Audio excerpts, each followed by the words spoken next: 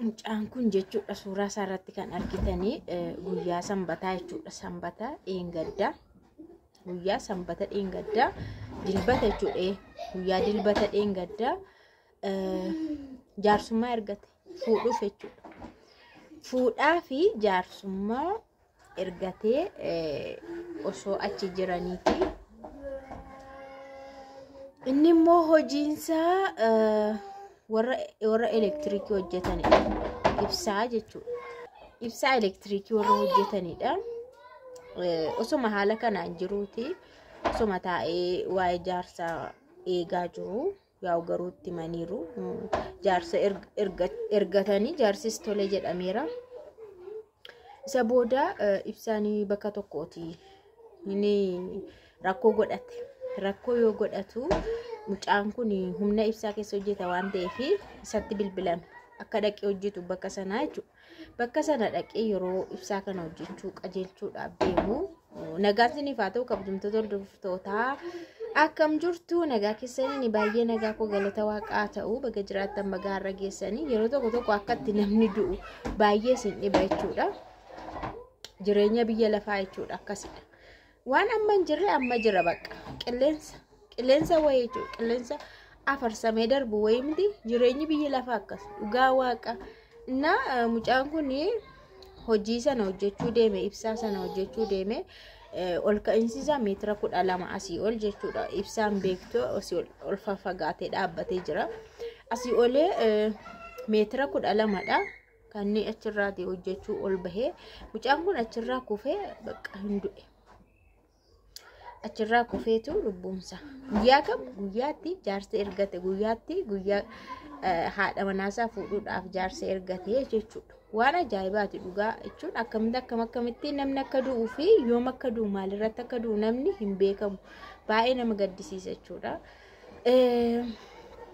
Mucaan kun jechuudha gammachuu isaa toon arginu maa toon jedhiin kaadhimaan isaa isheen kaadhimamaa jirtu kunillee maatiidhuma sanaafis maatii kanaafis baay'ee gadda guddaadha jechuudha. Namni tokko akkamitti akka du'u nama ajaa'iba dhugaa waaqa.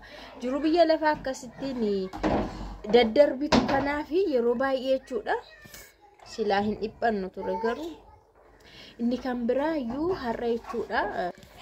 Tokkommoo ijoollee lamaan Saawud Arabiyaa keessatti guyyaan duun isaanii bor ganama sa'aatii 2 jedhameetti himamee maatii isaaniitti nagaadhaan madhaa bakka itti madhaa jedhamu sana sagalee isaanii dhaggeeffadhee biyyesuus maal nama gaddisiisa seetanii nama naasisa.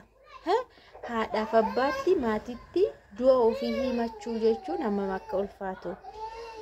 Maal akkam jedhe seetanii amansiisuudhaaf egaa jedheen birrii namaa liqeeffattanii gashuun didduuyyuun gashitu miti jedhe mucaan jechuudha.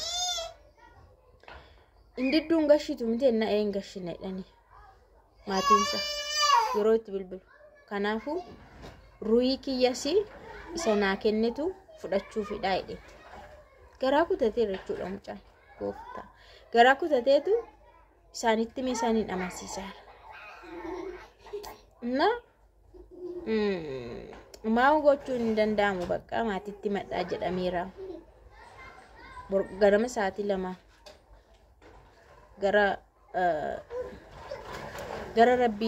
gara rabbii deemtu ruhiin keenyaa jedha. Ijoollee 2 maqaa isaaniiyyuu waamee jechuudha. Baay'ee tokkoon gadde dhugaa waaqa. Baay'ee nama gaddisiisa. Saawud Arabiyaan beektu guyyaan isaa yeroo xumuratu hin himatta. Maatii keetti nagaan dhaamatu bilbilli sii kennama.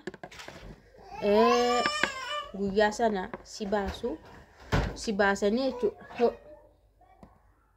Intaloon tokkollee anu viidiyoo ishii dalageera. Intala wayii mana hidhaa keessatti itti murtaa'e kee guyyaa sana guyyaa akka borii kan isheen duun ishii itti himamee namni sun immoo namni nama ajjeese sun immoo ufee harka kennate akka bararamte dhageessanii tumti mucattiirraa akka mana hidhaa sana hundaan dhagee jechuudha. Mucaa sanarraa yoo yaadattu ta'e viidiyoo ishee isinii dalageera. ji'a ja'a hidhamtee kaatee guyyaan du'a ishii yeroo gahu gaafa guyyaa borsaa fuudhanii deemanii akkas godhanii akka har'a hin bashannansiisu. Akka har'a achi gaa baasanii nyaata nyaachisanii shaaworii galtee riilaaksii goote akka barbaadde waan barbaadde nyaatte waan barbaadde dhugdee har'a qofa qabda waan ta'eef boratiin jirtu. Na akkanatti doon guyyaa kana gidduutti jiruuti namni sun jette namni suni dhufee harka kennee.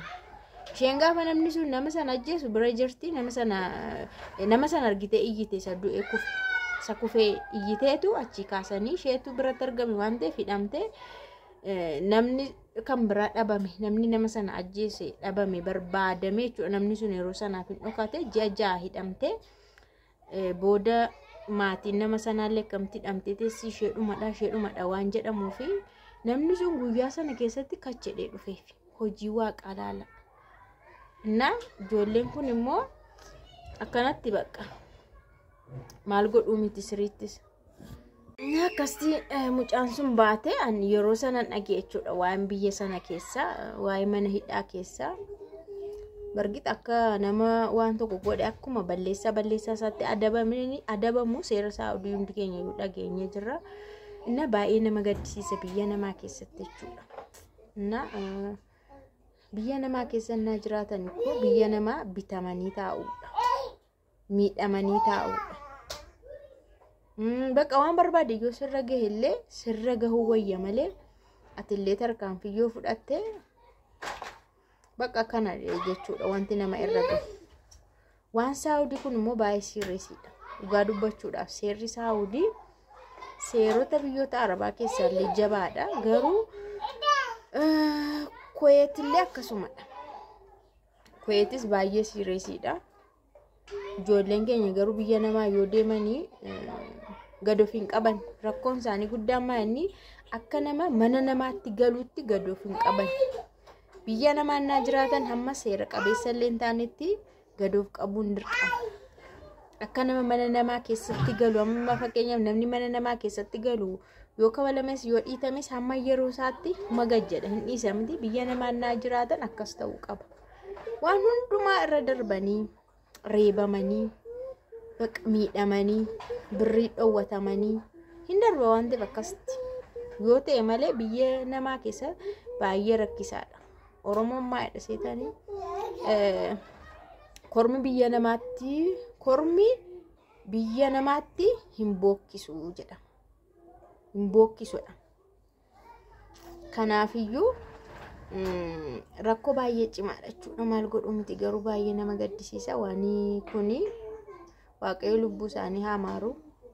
Maatii ofiitti akkas jedhanii himuu jechuun egaa maal gootu ree sabaruu qabdu malee maalan godha jennaan kaman taannan waa gochuu hin dandeessanii sabartu malee jedhaan jechuudha. Baay'ee nama gaddisiisa. Jajjabina haa kennu maatii isaaniitiif hin jedhaan sagalee isaanii dhaggeeffadhe baay'ee tokkoon gadde dhugaa waaqa.